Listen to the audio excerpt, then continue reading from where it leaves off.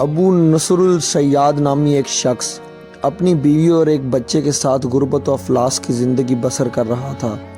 ایک دن وہ اپنی بیوی اور بچے کو بھوک سے نڈھار اور بلکتا روتا گھر میں چھوڑ کر خود غموں سے چور کہیں دور جا رہا تھا کہ راہ چلتے اس کا سامنا ایک عالم دین احمد بن مسکین سے ہوا، جسے دیکھتے ابو نصر نے کہا، اے شیخ، میں دکھوں کا مارا ہوں اور غموں سے تھک چکا ہوں۔ شیخ نے کہا، میرے پیچھے چلے آؤ، ہم دونوں سمندر پر چلتے ہیں۔ سمندر پر پہنچ کر شیخ صاحب نے اسے 2 رکعت نفل نماز پڑھنے کو کہا۔ نماز پڑھ چکا تو اسے ایک جال دیتے ہوئے کہا، اسے بسم اللہ پڑھ کر سمندر میں پھینکو۔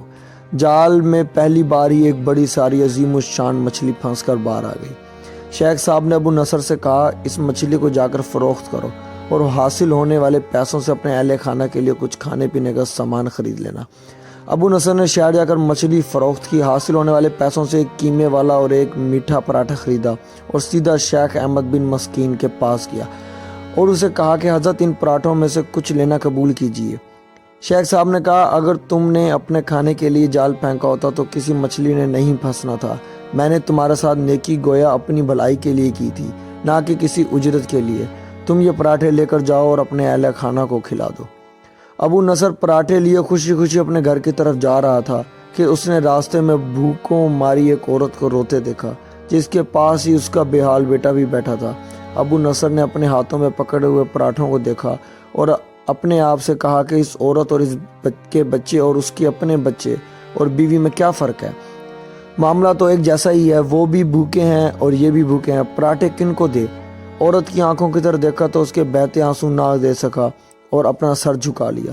پراٹھے عورت کی طرف بڑھاتے ہوئے کہا، یہ لو، خود بھی کھاؤ اور اپنے بیٹے کو بھی کھلاؤ۔ عورت کے چہرے پر خوشی اور اس کے بیٹے کے چہرے پر مسکراہٹ پھیل گئی۔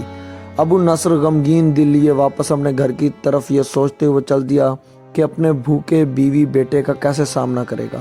گھر جاتے ہوئے راستے میں اس نے ایک منادی والا دیکھا جو کہہ رہا تھا، ہے کوئی جو اسے ابو نصر سے ملا دے؟ لوگوں نے منادی والے سے کہا، یہ دیکھو تو، یہی تو ہے ابو نصر۔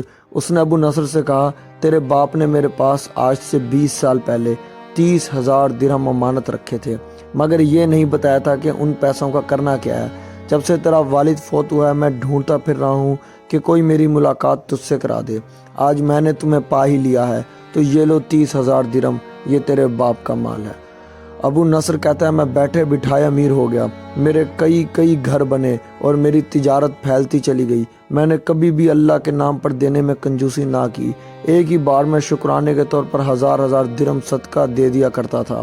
مجھے اپنے آپ پر رشک آتا تھا کہ کیسے فراغ دلی سے صدقہ خیرات کرنے والا بن گیا ہوں۔ ایک بار میں نے خواب میں دیکھا کہ حساب کتاب کا دن آن پہنچا ہے اور میدان میں ترازو نصب کر دیا گیا ہے۔ منادی کرنے والے نے آواز دی، ابو نصر کو لایا جائے اور اس کے گناہ و ثواب تولے جائیں۔ کہتا ہے، پلڑے میں ایک طرف میری نیکیاں اور دوسری طرف میرے گناہ رکھے گئے تو گناہوں کا پلڑا بھاری تھا۔ میں نے پوچھا، آخر کہاں گئے ہیں میرے صدقات جو میں اللہ کی راہ میں دیتا رہا تھا؟ تولنے والوں نے میرے صدقات نیکیوں کے پلڑے میں رکھ دیے۔ ہر 1000 درہم کے صدقے کے نیچے نفس کی شہوت، میری خود نمائی کی خواہش اور ریاکاری کا ملمہ چڑھا ہوا تھا، جس نے ان صدقات کو روئی سے بھی زیادہ ہلکا بنا دیا تھا۔ میرے گناہوں کا پلڑا ابھی بھی بھاری تھا۔ میں رو پڑا اور کہا، ہائے رے، میری نجات کیسے ہوگی؟ منادی والے نے میری بات کو سنا تو پھر پوچھا، ہے کوئی باقی؟ اس کا عمل تو لے آؤ۔ میں نے سنا ایک فرشتہ کہہ رہا تھا، ہاں، اس کے دیے ہوئے 2 پراٹھے ہیں جو ابھی تک میزان میں نہیں رکھے گئے۔ وہ 2 پراٹھے ترازو پر رکھے گئے تو نیکیوں کا پلڑا اٹھا ضرور، مگر ابھی نہ تو برابر تھا اور نہ ہی زیادہ۔ منادی کرنے والے نے پھر پوچھا، ہے کچھ اور اس کا جو کہ اس کے اعمال میں ڈالا جائے؟ تو فرشتے نے جواب دیا، ہاں، اس کے لیے ابھی کچھ باقی ہے۔ منادی والے نے پوچھا، وہ کیا ہے؟ کہا، اس عورت کے آنسو جسے اس نے اپنے 2 پراٹھے دیے تھے۔